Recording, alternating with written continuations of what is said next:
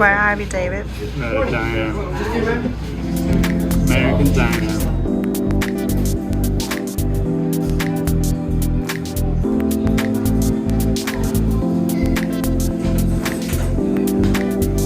Diner'a geldik.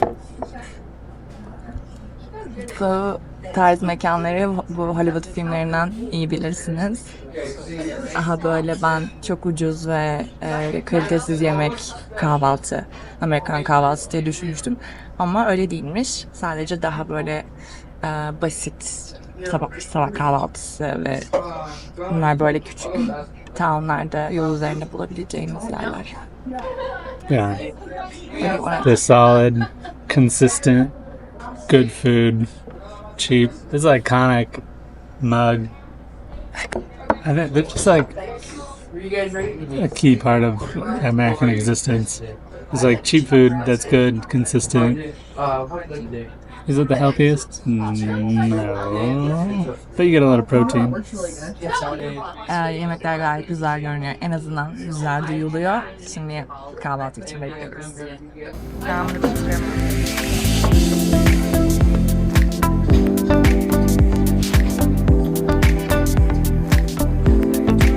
Şu porsiyonların büyüklüğüne bakar mısınız? Ben chorizo burrito söyledim. Mexican. Bunun tadı bayağı kokoreç gibi. Muhtemelen içindeki baharatlardan kaynaklı olabilir. Bu da chicken fried steak.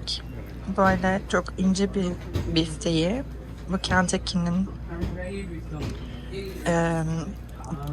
üstündeki o paneyle kaplamışlar. Üstünde de gravy sos var. Şu da hash brown patates. Yumurtayla beraber servis ediliyor.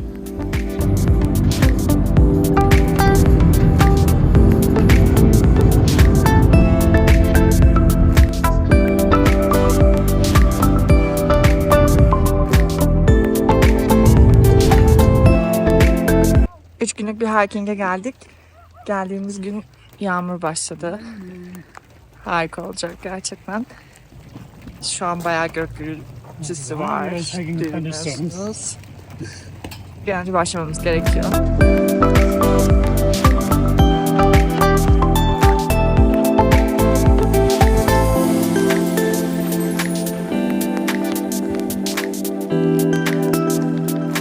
Şimdi yürümeye başladık. Bugün 16 kilometre yürüyeceğiz. Sonrasında bir göl var. O gölün yakınlarında bir yerde kamp yapacağız.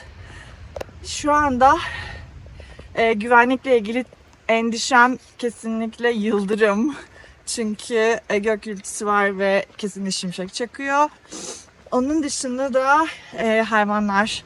Burada ayı ve bu böyle büyük geyikler varmış. Ve onlarla ilgili biraz endişeliyim çünkü tehlikeli olduğunu söyledi David.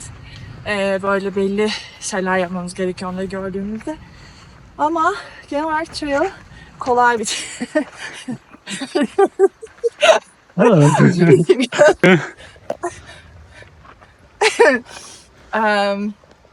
genel olarak kolay bir trail gibi görünüyor. Bayağı düz devam edecek. Yükseklik değişecek ama çok fazla değil. En fazla 300-400 metre. Şu anda beklentilerimiz her şey iyi olacak yönünde. Ama göreceğiz.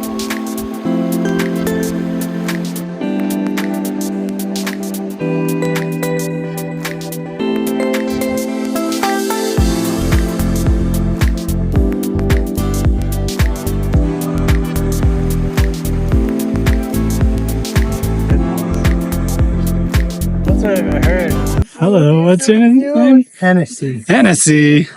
You a big drinker, Hennessy? Yeah. Let's go show you. Oh. Good mag. Come here. Ah. Kind of like that. Wow. What kind of llamas are they? So the Sakara.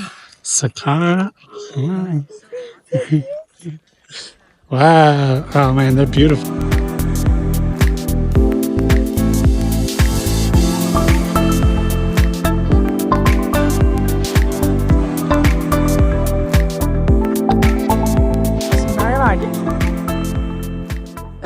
Bu snack barlardan yiyoruz. Bunlar bayağı hiçbir şey yok içinde. Yani hiçbir koruyucu madde vesaire falan. Ve çok lezzetli. Bunları yiyoruz. Çünkü enerjiye ihtiyacımız var. How many kilometers we already walked?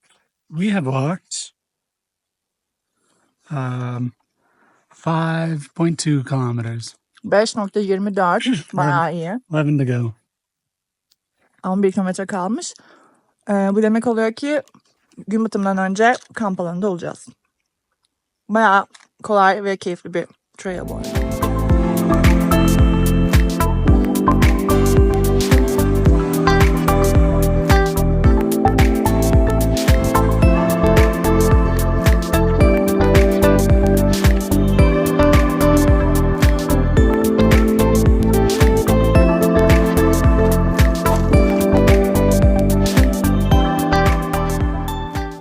Öğle yemeği molası verdik.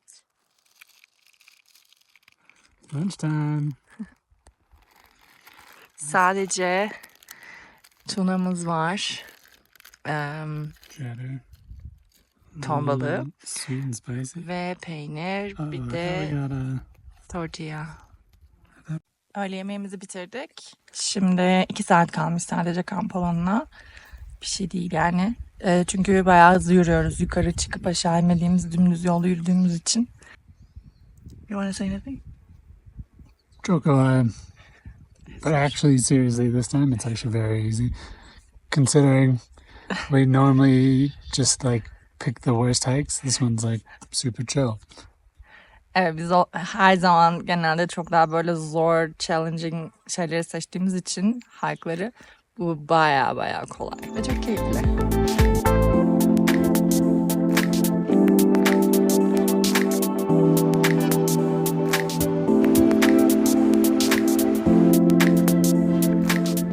One thing we learned on this hike, a gem needs perfect eyelashes. Kirpikler. Son kısım hep yukarı doğru olacak gibi görünüyor. Biraz böyle yükseklikten de olabilir. Başım dönmeye başladı. O yüzden şimdi bir ara verdik. Ama çok az kaldı. It's like 30 minutes left.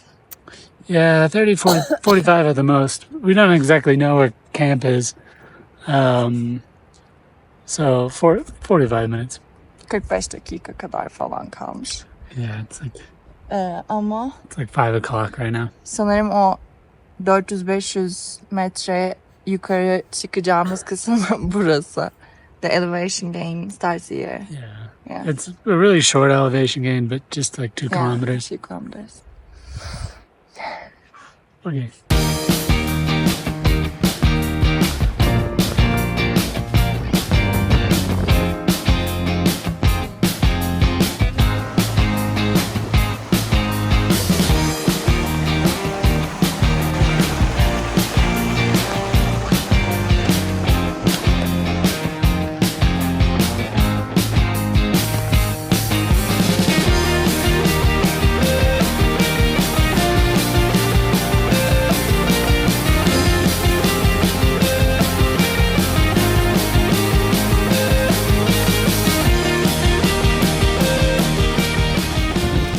Şimdi kamp yapacağımız alana geldik.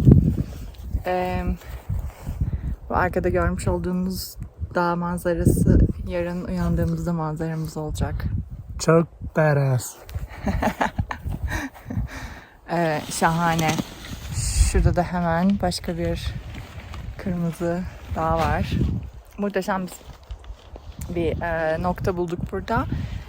Sudan biraz uzağız. Şimdi burada 2 farklı yerde kamp yapabiliyorsunuz. İnsanlar genelde gölün çevresini tercih ediyorlar.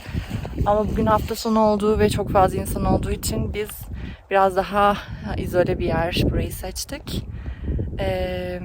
Şimdi çadır kuracağız. Çok esiyor burası. Üstümüzü değiştireceğiz. Daha sıcak bir şeyler giyeceğiz.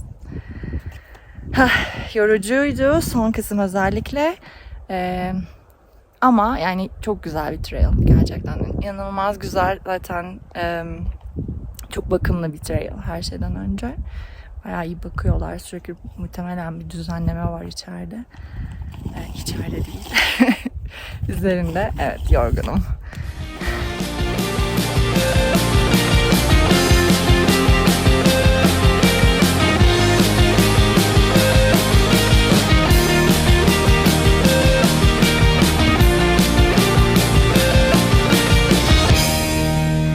Bu ayı kutusu. Yemeklerimizi ayıdan korumak için böyle kilitlenebilir bir kutunun içine koyuyorsun. Çünkü çadırda tuttuğumuz zaman çadıra girebiliyormuş. Ya da burada çok yüksek bir yere asmamız gerekiyordu ama öyle bir şey mümkün değildi. O yüzden bu kutuyu aldık. Bear Canister diye geçiyor bu. İçinde de 3 günlük yemek var. Normalde bu 5-6 gün kadar idare edebiliyor. Şeyi bulamadım. Üzerinde yazıyordu. Bugün menüde pilav var. Bir de böyle bir hamburger mix bulduk. Bitkisel. 3 tane normalde burger yapılabiliyormuş ama burger yapmayacağız. Sadece pilavla karıştırıp yiyeceğiz. Çünkü proteine ihtiyacımız olduğu için böyle bir seçim yaptık. Çok protein. Çok protein. Böyle bir şey oldu. Lezzetli ama.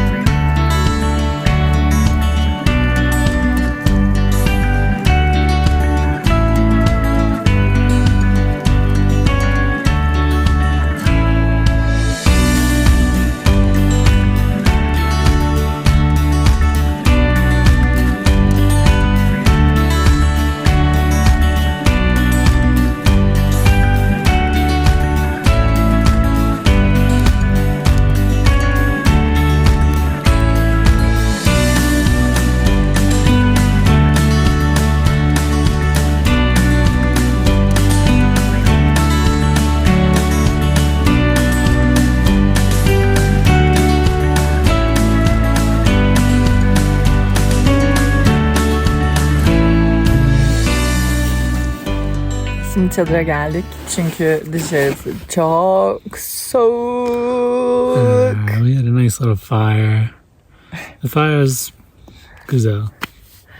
Saçıma bakın. Evet. Ateş. Ateş. Ateş. Ateş Güzeldi ama kısa sürdü. Şimdi çadırdayız. Zaten yorgunuz. 16 kilometre yürüdük bugün.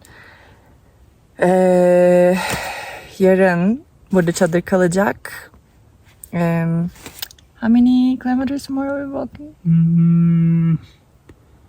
We're doing 6 miles, which fuck if I know how many kilometers that is. 12 kilometreden az. 6, Like Mile.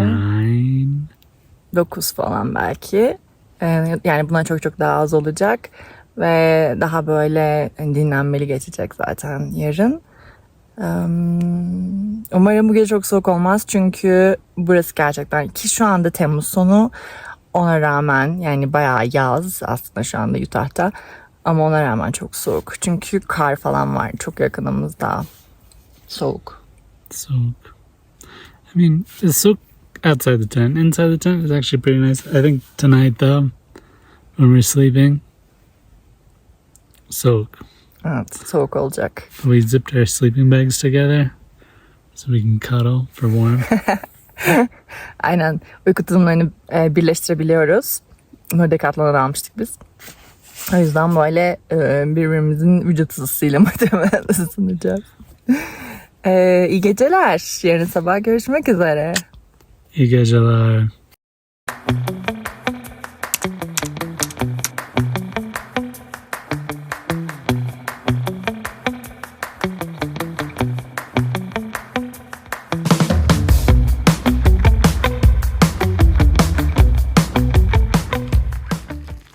Günaydın. Bugün geç uyandık çünkü gece hiç uyuyamadık. İnanılmaz soğuktu. Ve bizim uyku uyku tulumlarımız aslında yaz dönemi için, yani yazlık ve normalde Ağustos ayına girmek üzereyiz ve normalde sıcak olması gerekiyordu. Fakat gece inanılmaz soğuktu.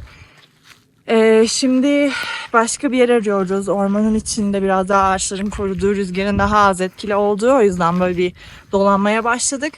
Gece uyuyamadığımız için sabah çok erken uyanamadık. Dolayısıyla şu an saat 12 civarlarında öğlen.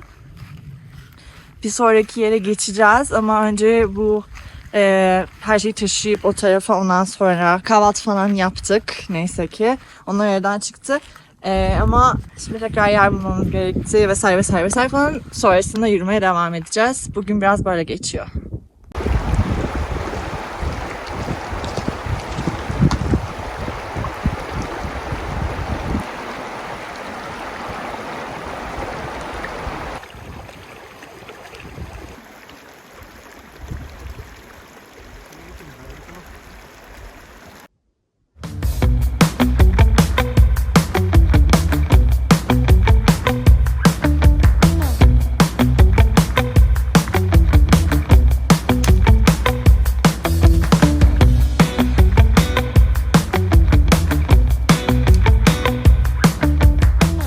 Nihayet toparlandık. Şu an saat muhtemelen 1'i geçiyor. Ve diğer noktaya doğru hiking'e başlıyoruz. Bugün gerçekten çok kolay olacak. Zaten o yüzden hani buraya kamp kurduk yakın olsun diye. Sadece 9 kilometre gidiş geliş olacak yani toplamda.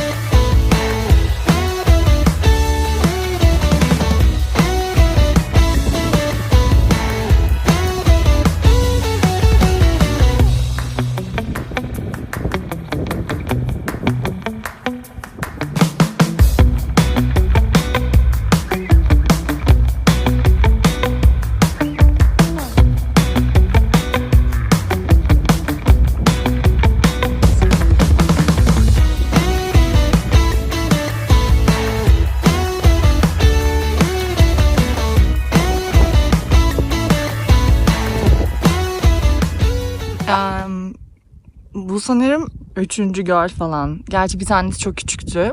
2 büyük göl varsa bu yukarıda kalan, büyük olan daha yukarıda kalıyor. Tam bu dağın eteklerine yakın olan kısım. Fakat aşırı soğuk. Çok rüzgarlı yani. O yüzden ben böyle bayağı havluya oturuyorum burada. David göle giriyor. Yani ne kadar dondurucu soğuk olduğunu tahmin ancak edebiliyorum çünkü etrafta çok yakınında kar var. Ve hani dün geceden de ne kadar soğuk olduğunu düşünsek bence soğuk. Gerçekten bayağı soğuk yani kesin 10 derece falandır. Sadece 3 saniye kalabildi suyun içinde.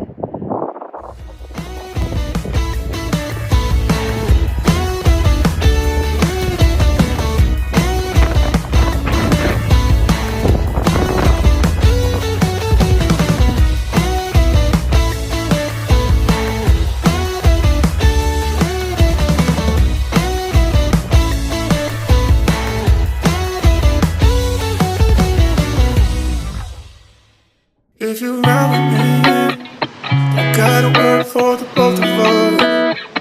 I'll put you in the driver's seat. Don't gotta hurry in the love.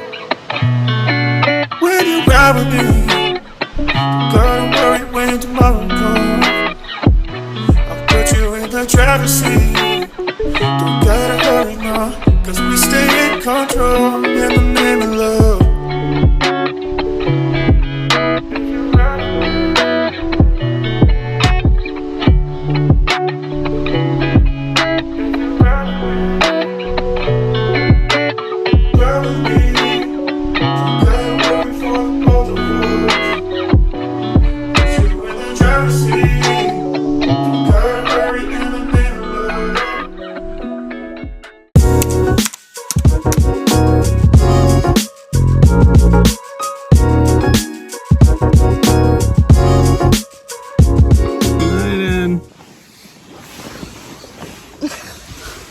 How'd you sleep?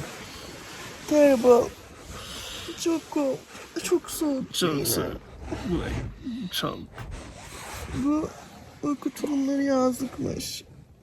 Ve hava derece olarak 10'un 15'in altına iniyor bence gece burada.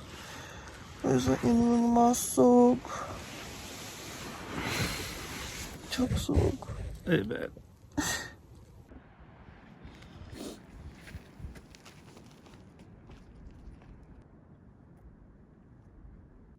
When you touch the outside, oh my god.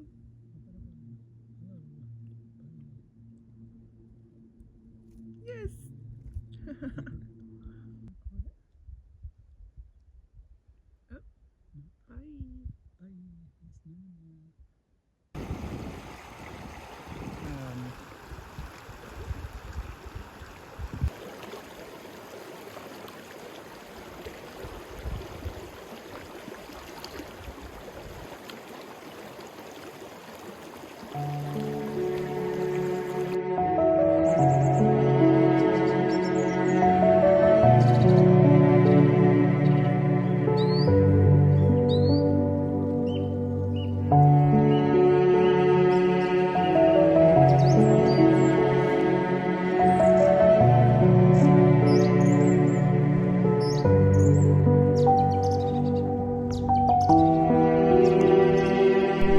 Üçüncü ve son gün.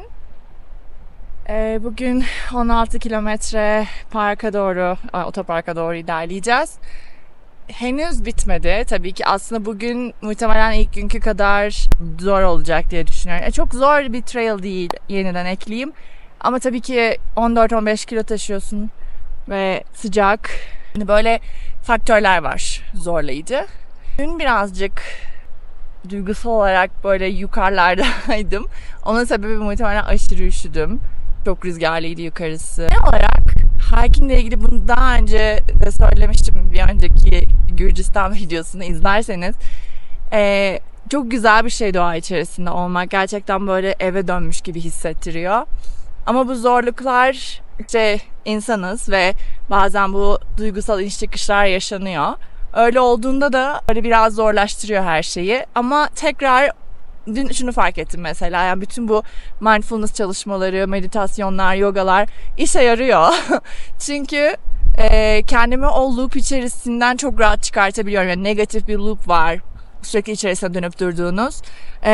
Oradan çok daha hızlı bir şekilde çıkıp hatta dönüp oraya bakıp böyle çok komik, yani hani suçladığım şeyler komik, endişelendiğim şeyler komik ya da neden o kadar sinirliydim falan diye buna bakabiliyorum çok kısa bir süre içerisinde.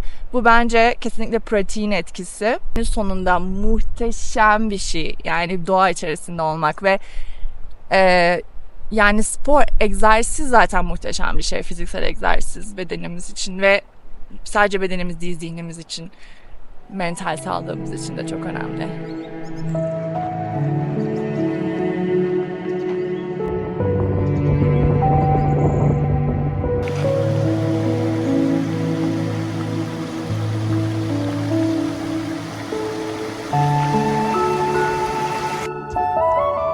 How does the song go?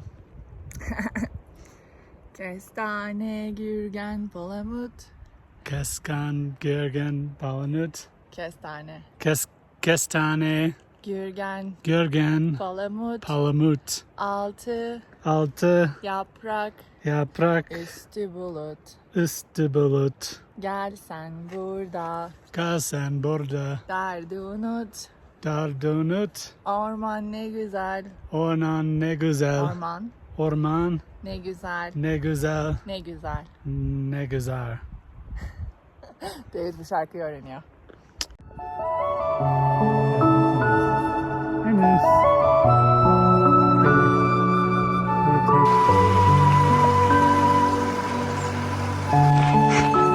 Orman ne güzel.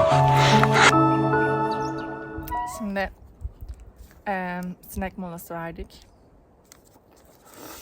Öğle yemeği yemeyeceğiz. Büyük bir akşam yemeği yemeyi düşündük. Daha iyi olacak. Çünkü bugün bayağı hızlı gidiyoruz. How many hours left? Hour and a half. 1,5 saatte otoparkta olacağız. Ve gerçekten düşündüğümden çok daha kolay geçiyor.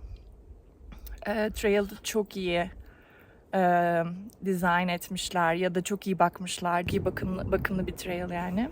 O yüzden de hatta yolda bu işi yapan insanlarla karşılaştık ve onlara teşekkür ettik. I'm talking about the rangers. Yeah. Oh yeah. Moose. Ve muz gördük. Muzun Türkçesini bilmiyorum ama bakacağım. Çok büyük geyik. Zaten geyikten evrimleşmişler. Kestane, gürgen, palamut, alta yaprak. Alta yaprak, üstü balut. Gel sen burada, gel sen burada.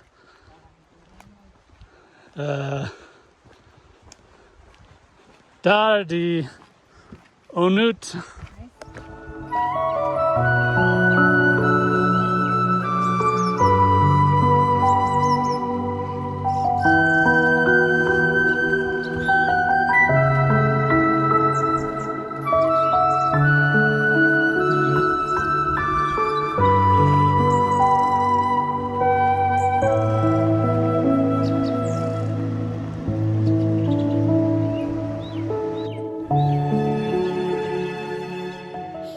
Sadece 10 dakika kaldı.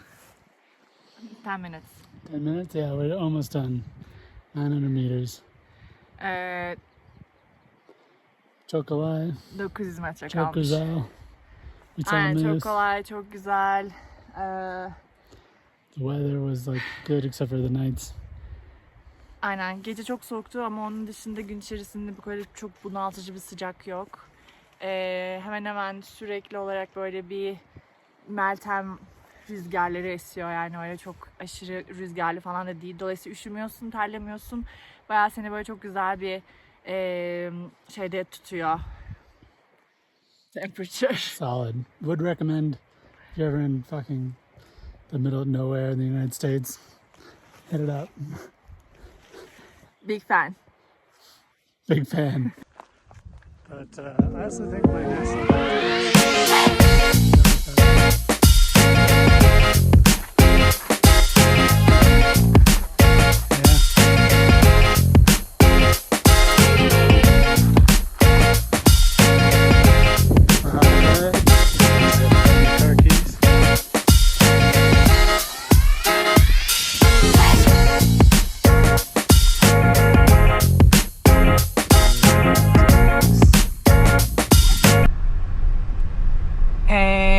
Bizim bir geleneğimiz var. Her hiking'den sonra yaptığımız en iyi 3 şey ve yaptığımız en kötü 3 şey şeklinde. Yani burada verdiğimiz kararlardan tercih ettiğimiz yiyeceklere kadar her şeyi detaylı olarak düşünüp o şekilde karar veriyoruz.